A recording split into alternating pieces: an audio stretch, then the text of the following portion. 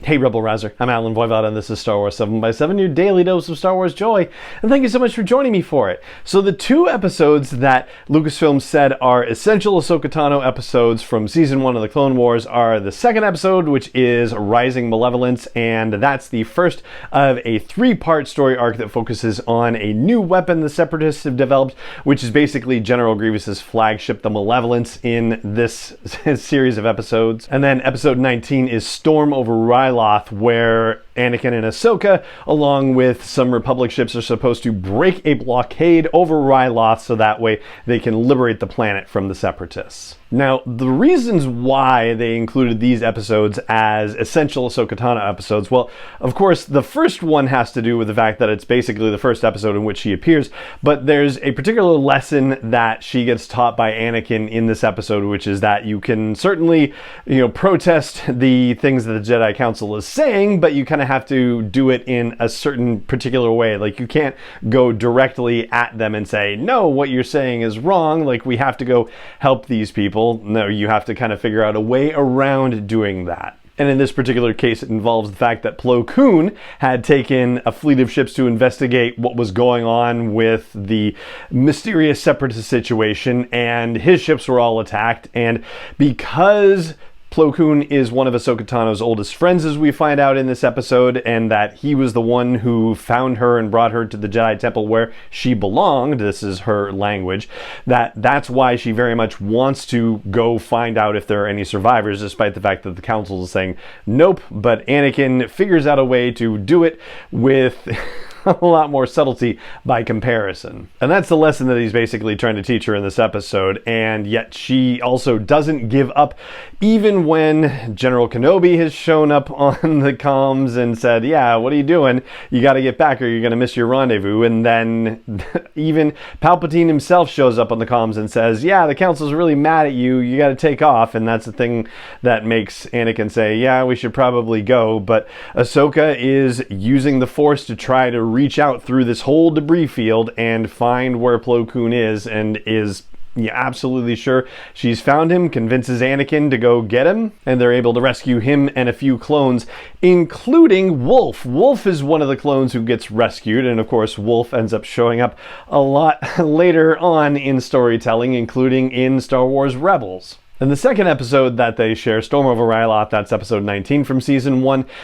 Well, what happens with that is Ahsoka has her first command. She's actually commanding a couple of squadrons of fighters that are supposed to clear a path to a Separatist battleship so that way they can help break a blockade. Unfortunately, it turns out to be a trap, and a bunch more Separatist frigates fly in, and Ahsoka basically disobeys orders. They're trying to tell her, you got to get back to the ship, we're outflanked, and she's like, no, I can do this, and then she's flying back and she's yelling at Admiral Yularen, going like, cool your jets, Admiral, like really, very back-talky and, highly unusual and unprofessional comparatively, but she's also very young at this point too. But she loses her whole squadron in the process, and one of the 3 cruisers also gets destroyed, another one is damaged, and so they're able to limp out of the system. And once they do, Anakin confers with the Council and finds out that nope, they've still got to figure out how to make this work.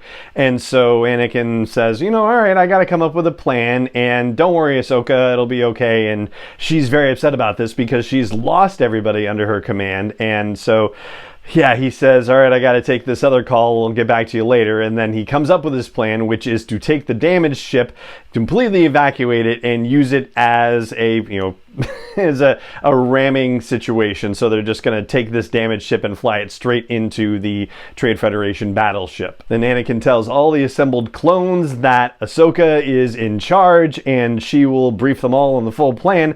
He takes off to the damaged ship that he's going to pilot off in a way, and all the clones are like, well, all right, tell us the plan. And she just kind of sheepishly goes, I'll be on the bridge, and walks off. And this is sort of a first moment of Rex standing up for Ahsoka. He says, all right, boys, you heard her, get back to work.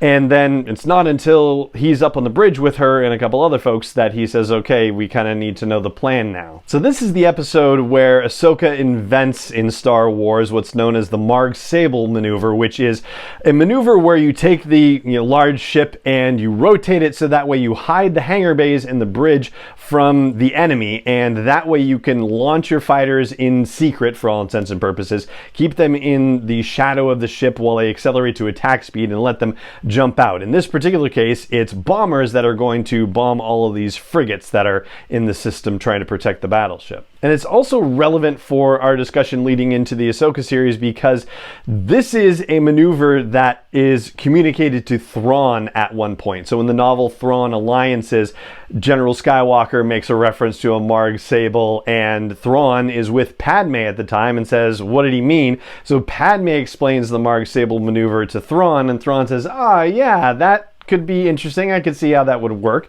And he ends up using that maneuver in later storytelling. In fact, in the successive novel, Thrawn Treason, that happens. Though the actual maneuver apparently dates back to Heir to the Empire 2, so it just happens that its reintroduction into Star Wars canon happens in this episode, Storm over Ryloth. So there you go. That's a look at the first of the 2 Ahsoka Tano essential episodes that are in Disney Plus and what might be interesting to know about them as we prepare for the Ahsoka series.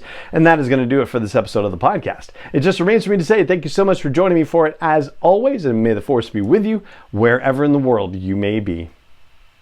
7x7 is not endorsed or sponsored yet by Lucasfilm Limited, Disney, or 20th Century Fox, and is intended for entertainment and information purposes only. Star Wars, the Star Wars logo, all names and pictures of Star Wars characters, vehicles, and any other Star Wars related items are registered trademarks and/or copyrights of Lucasfilm Limited, or their respective trademark and copyright holders. May the Force be with them. All original content is copyright by Star Wars 7x7. We hope you love it.